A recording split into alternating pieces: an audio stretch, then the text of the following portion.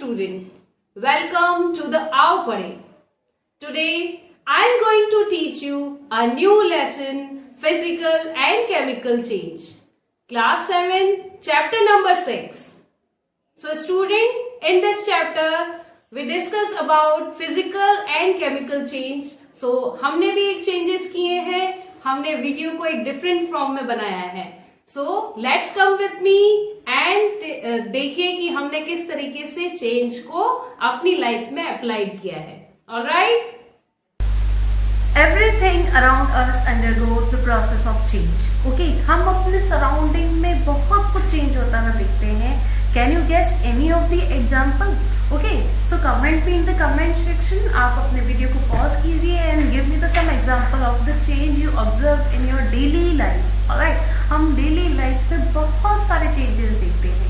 Okay, जैसे कि हमारे हेयर ग्रो कर रहे हैं, नेल्स ग्रो कर रहे हैं, दूध गर्म हो रहा है, पानी बॉयल हो रहा है ना, और जैसे आइसक्रीम मेल्ट हो रही है. These all are the example of the change. Alright, but हम आइडेंटिफाई कैसे करते हैं कि कौन सा चेंज किस तरीके का चेंजेस है. ऑलराइट, तो हमने बहुत तरह के चेंज पढ़े. Some changes take many of the time, some are fast changes, जैसे कि वाटर जल्दी से ही बॉयल हो जाता है, लेकिन ह्यूमन का छोटा बेबी बड़े बेबी होने में बहुत टाइम लगता है. So these type of changes a slow change. और एक बार ह्यूमन बीइंग बड़े होने के बाद अगेन छोटे नहीं हो सकते. So we can say that this is irreversible change, यानी जो वापस रिवर्स बैक नहीं हो सकता. सो हम अपनी डेली लाइफ में बहुत सारे चेंजेस देखते हैं. Alright, so everything around us is undergo the process of the change. Our nails, our hairs keep growing continuously. Alright, leaves dead होती है, a new leaves उसकी जगह पर आ जाती है. Well, some changes in our environment are temporary, यानी कुछ समय के लिए होते हैं, और कुछ changes जो होते हैं वापस अपनी ओरिजिनल पोजीशन में आ जाते हैं. Okay, give some example जो कि ऐसा हो कि वो अपनी रिवर्स बैक कंडीशन में अगेन आ सकता है. Okay, pause the video and comment me. Okay, I give the example कि रबर बैंड को हम स्ट्रेच करके जब अगेन छोड़ते हैं तो वो अपनी बैक पोजीशन पे आ सकता है. ओके, तो give examples of the reversible changes. Alright, now हमने कहा कि हमने अपनी डेली लाइफ में बहुत सारे चेंजेस देखे. Okay, several different types, low, fast, reversible, irreversible. Okay, but generally हम चेंज को टू सब्सटेंस में इन्वॉल्व करते हैं. They involve change in the form of the substance. Changes can be classified into physical and chemical change. Okay, now what is physical change and chemical change? Let's come. First we discuss the physical change. Physical word से clear है कि physical का मतलब हुआ ऐसे change जो कि क्या होती है, जैसे physical property यानी look wise. हम किसी भी चीज का कलर, शेप, साइज, ओके, उन सबको आइडेंटिफाई करके देख सकते हैं और बता सकते हैं कि इसमें कुछ चेंजेस हुआ है. और कोई नया सब्सटेंस नहीं बनता. जो चीज है बस उसकी कोई स्टेट में, या तो वो सॉलिड से लिक्विड में चेंज हो रहा है या लिक्विड टू गैस में चेंज हो रहा है, सिर्फ इतना ही अगर चेंज होता है तो इस तरह के चेंजेस को हम क्या कहेंगे, physical change. Alright, in the physical change, a substance undergo change only in its physical properties such as shape, size, color and state, and no new substance is formed. कोई भी नया substance नहीं बनता है. First we shall perform an activity. Okay, first we look some examples of the physical change. Okay, see, by seeing हम देख रहे हैं कि गोल्ड शाइन कर रहा है. By hearing हम साउंड सुन रहे हैं. Okay, वी फील कर रहे हैं कि रबर बैंड को स्ट्रेच किया है, वो हम फीलिंग है. टच करके हम आइडेंटिफाई कर रहे हैं, स्मेल कर रहे हैं, मेजरमेंट कर रहे हैं. These all are the example of the physical change. Clear? Now what are the characteristics of the physical change? Okay, so आप इन सारे पॉइंट्स को नोट डाउन कीजिए, क्योंकि पूरे फिजिकल की एक शॉर्ट समराइज फॉर्म में मैंने आपको इस पीडीएफ इस स्लाइड के अंदर शो किया है. Alright, so the physical change as the temporary. Alright, temporary यानी कुछ समय के लिए होते हैं और अगेन वो रिवर्स हो सकते हैं. They can be easily reverse to form the original substance. In such a change no new substance is form. कोई भी नया सब्सटेंस नहीं बनता.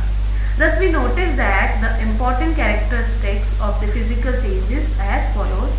No new substance is formed. It is a temporary change and reversible, and the temporary change in the colour में B take place. अगर temporary change में colour change हम देख सकते हैं बट बाकी नया सब्सटेंस नहीं बनता। वेरी लिटिल एनर्जी और हीट इज आइदर या तो एब्जॉर्ब होती है या फिर रिलीज होती है। Alright, so these are the characteristics properties of the physical change. Alright, these are some other example of the physical changes. Alright, now second point is the chemical change. Okay, यानी ऐसे substance जिसमें chemically reactions होती है और नया substance बनता है और मोस्ट ऑफ द टाइम वो इरिवर्सिबल होते हैं। मोस्ट ऑफ द टाइम इसलिए कहा कुछ रिएक्शन होती है जो रिवर्स बैक हो सकती है। सो हम ऐसा नहीं कहेंगे कि सारी केमिकल रिएक्शन रिवर्स बैक नहीं हो सकती, यानी इरिवर्सिबल होती है, बट कुछ रिएक्शंस रिवर्स हो सकती है अगर हम उनमें केमिकल चेंज या केमिकल रिएक्शन अप्लाई करेंगे। ऑलराइट, तो केमिकल चेंज क्या करेंगे, परमानेंट होंगे और जनरली नया सब्सटेंस प्रोड्यूस करेंगे। Alright, so the chemical change are also called chemical reaction. Okay, so meaning of the chemical change or chemical reaction are the same. Alright, a chemical change occurs when two substances react chemically to form a new substance with different chemical properties. All the new substance which we use in the various field of our life and product as a result of chemical change.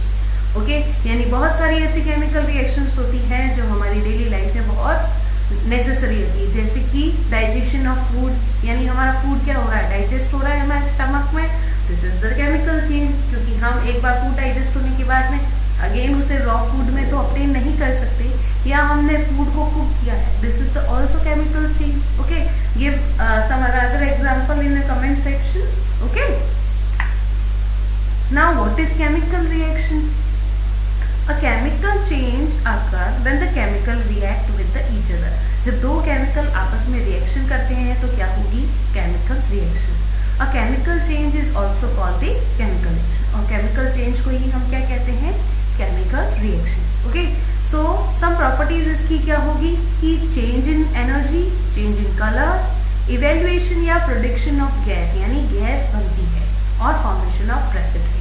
Precipitate का मतलब यहाँ पर rain नहीं होता है, precipitate का means solid residue. Residue यानी जो रिएक्शन के बाद में टेस्ट ट्यूब में या हमारे सब्सटेंस के बाद में लेफ्ट ओवर जो प्रोडक्ट होता है उसे हम क्या बोलते हैं, precipitate. Alright, so some example of the chemical change, rusting of iron, यानी आयरन के ऊपर जंग लगना, एक बार जंग लगने के बाद में वो वापस से अपनी बैक पोजिशन पे नहीं आती। So this is the example of the chemical change.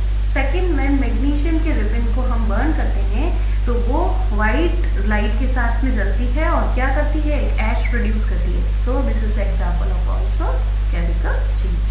Formation of medicines, extraction of iron, अगर हम माइनिंग से आयरन को निकालते हैं उसके बाद फिर से तो हम उसमें नहीं डाल सकते। Now formation of the plastic, these all are the example of the chemical change. Now some other example of the chemical change, look at the slide and identify the other example of the chemical changes. Alright, now हमने कहा कि evaluation of gas, यानी gas का production होता है। एक very simple और daily life का हमारा एक रिएक्शन है कि जब हम वाटर में इनो को मिक्स करते हैं तो उसके बबल के साथ में गैस प्रोड्यूस होती है। ओके, सो क्योंकि वाटर और इनो ने क्या किया, केमिकल रिएक्शन किया, और सो दैट उसमें से क्या निकली, gas. Which gas is produce, carbon dioxide, और साथ में क्या बने, बबल्स बने। ओके, तो इस तरह की केमिकल रिएक्शन में जहां पर क्या हो रही है, इवैल्यूएशन या production of the gas. Alright, so some chemical change also produce gases. Generally the gas produce can be carbon dioxide, यानी कौन सी गैस हो सकती है, कार्बन डाइऑक्साइड, हाइड्रोजन और अमोनिया गैस हो सकती है। The presence of carbon dioxide can confirm by the turn of the lime water milky. अगर हम चूने का पानी लेते हैं तो वो कलरलेस होता है, और अगर हम उसमें से कार्बन डाइऑक्साइड गैस, यानी जब हमने कहा कि हमने वाटर में इनो मिक्स किया, कह रहे कार्बन डाइऑक्साइड गैस प्रोड्यूस हुई, तो उस गैस को अगर हम मिल्की वाटर, लाइम वाटर यानी चूने के पानी में फ्लो करते हैं तो वो कलरलेस वाटर मिल्की हो जाता है, यानी वाइटिश हो जाता है। इससे हम आइडेंटिफाई कर सकते हैं कि हमारे सब्सटेंस में से कार्बन डाइऑक्साइड गैस प्रोड्यूस हुई है। Alright, now change in the temperature, burning is a chemical reaction. किसी भी चीज को बर्न करते हैं तो क्या होगा, उसका टेम्परेचर इंक्रीज हो जाएगा। Okay, when a piece of the wood is burn it produce smoke, उसमें से धुआं निकलता है, and some gases leave behind it, और उसमें से गैसेस भी निकलती है. The gas, ash and smoke are the new substance, right. So the reaction also produce heat and light, और जब केमिकल रिएक्शन हुई तो उसमें से क्या प्रोड्यूस हुई, हीट एंड लाइट. उसके साथ ही टेम्परेचर क्या हुआ, इंक्रीज भी हो जाता है, और कई बार केमिकल रिएक्शन में टेम्परेचर डिक्रीज भी हो जाता है. Okay, so the reaction also produce heat and light. Explosion of firework यानी क्रैकर्स को बर्न करते हैं इज ऑल्सो केमिकल चेंज, और उसमें क्या निकलती है, हीट एंड साउंड, और सम टाइम उनमें से और क्या प्रोड्यूस होती है, sound. Alright, now formation of precipitate. In some chemical chain, the product forms separately from the solution and form a different mass of a layer. कई बार एक नया सब्सटेंस बनता है जो बिल्कुल अलग ही अपनी लेयर बना लेता है और जो कि इनसॉल्युबल सॉलिड होता है, उसे ही हम क्या कहते हैं, precipitate. Clear. Precipitate does not mean the rain. Okay, rain word के लिए हम प्रेसिपिटेट यूज करते हैं बिकॉज वो भी एक तरह का इसी तरह का फॉर्मेशन होता है, बट यहाँ केमिस्ट्री में हम इनसॉल्युबल सॉलिड की बात करते हैं, फॉर्म ऑफ प्रेसिपिटेट. एग्जाम्पल कि हम रिएक्शन करवाते हैं कॉपर सल्फेट की और हाइड्रोजन सल्फाइड की, तो कॉपर सल्फेट और सल्फर ऑक्साइड आपस में नया सब्सटेंस बनते हैं, और कॉपर सल्फेट जो होता है वो प्रेसिपिटेट की फॉर्म में, रेजिड्यू की फॉर्म में रिएक्शन के बाद में हमें दिखाई देता है. Alright, now change in colour. Look at the picture कि हम देखते हैं कि हमारे घर में जो सिल्वर की थिंग्स होती है वो एयर के एक्सपोज में आकर क्या होती है, चेंज हो जाता है, उनके कलर में क्या होता है, डिपोजिशन होता है, ब्लैक हो जाता है. Alright, so this is the change in colour. And simple example कि हमने एप्पल को अगर हम कट करके रखते हैं तो थोड़ी देर बाद में वो ब्राउन में कन्वर्ट हो जाती है, बिकॉज एप्पल में आयरन होता है, और आयरन जो है वो एयर के साथ में रिएक्शन करता है और उसके कलर में चेंज कर देता है. So the colour of the product may differ from that the reactant. For example अगर कॉपर सल्फेट का ब्लू सोल्यूशन लेते हैं और उसमें अगर हम आयरन डालेंगे तो वो ग्रीन कलर में कन्वर्ट हो जाएगा. So change in colour is also produced in the chemical reaction. To understand chemical reaction, let's learn about element, molecules and compound. Now first is the element. Element means the substance which consists of only one type of atom and cannot be broken down into the simple substance. यानी ऐसा सबसे छोटा substance जिसे हम और broken down नहीं कर सकते हैं और जो physically और chemically है ना substance होता है, reaction कर सकता है, उसे हम क्या कहते हैं, element. On our earth 115 different type of element is known, जिसमें से 83 एलिमेंट जो है उन्हें नॉर्मल एलिमेंट कहते हैं, यानी वो किसी के साथ में भी ओपनली रिएक्शन नहीं करते. एंड 33 डिफरेंट ऐसे एलिमेंट है जिन्हें हम रेडियो एक्टिव एलिमेंट्स कहते हैं, क्योंकि वो ओपन या जनरली भी ऑटो वो रिएक्ट होते रहते हैं. ऑलराइट, सो एलिमेंट क्या हुआ, सबसे स्मॉल ऐसा सब्सटेंस होता है जो कि एटम से डिफरेंट सेम टाइम के एटम से मिलके बना होता है, जिसको हम फर्दर डिवाइड नहीं कर सकते. ऑलराइट, सो मेटल को एलिमेंट्स को हम 3 में डिवाइड करते हैं, metal, non metal and noble gases. Alright, for example iron, copper, oxygen, carbon are the few examples of the element.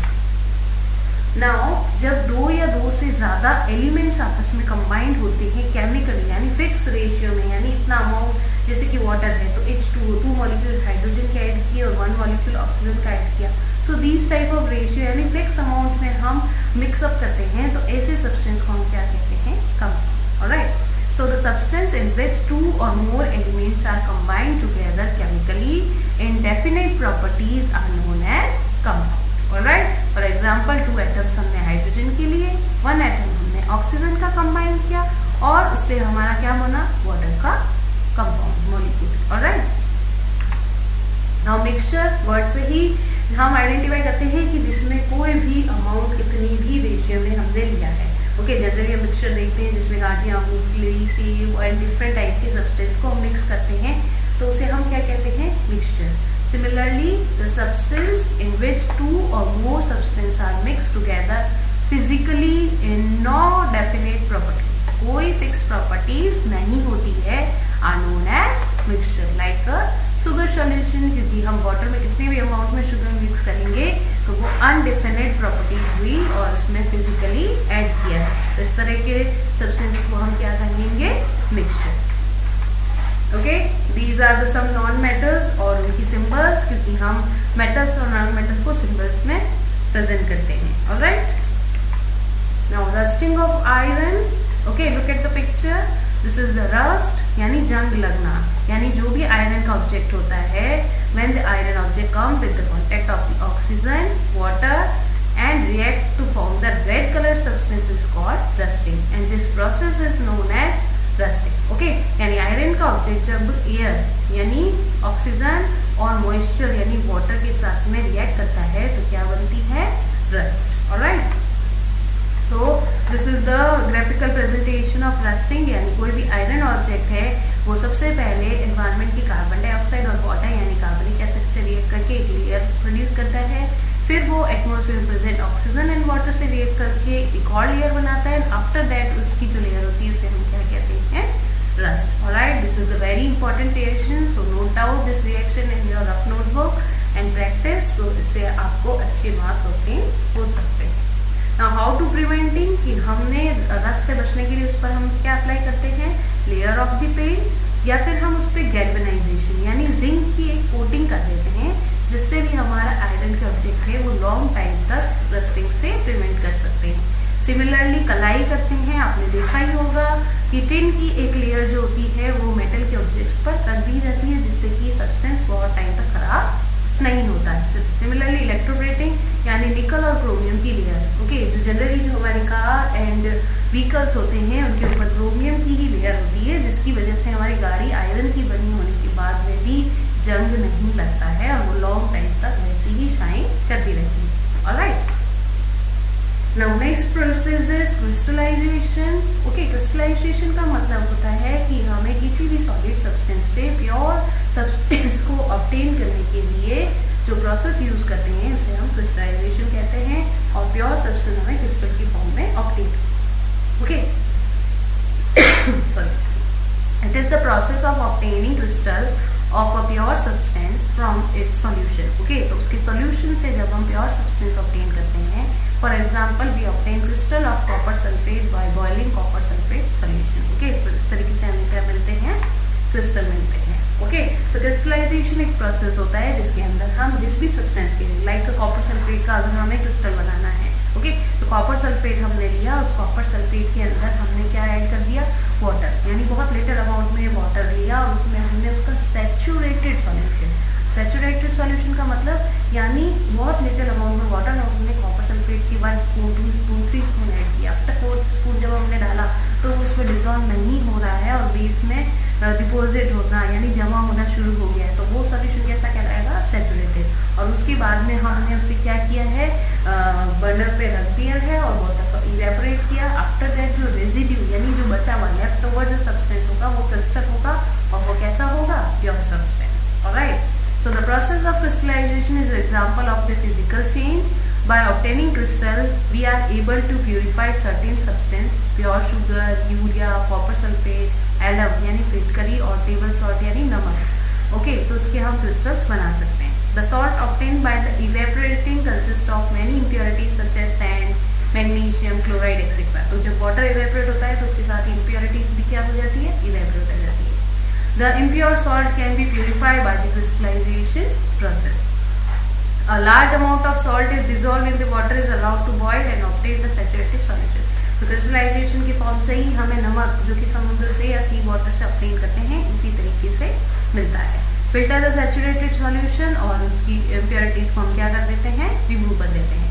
Now the solution is cool down and form the salt crystal. Okay, this is the picture of the sugar crystals and alum crystals. So student, आपने change को observe किया होगा इस video में और अपनी daily life में। So I hope you clearly understand physical and chemical change. So please like my channel and subscribe and share with your friends and family members. Question answers और notes आपको link में मिल जाएंगे। So वहां से आप download कीजिए और अपने चैप्टर की स्टडी कीजिए और got a good marks for examination. Stay safe at your home. Thank you for watching my channel.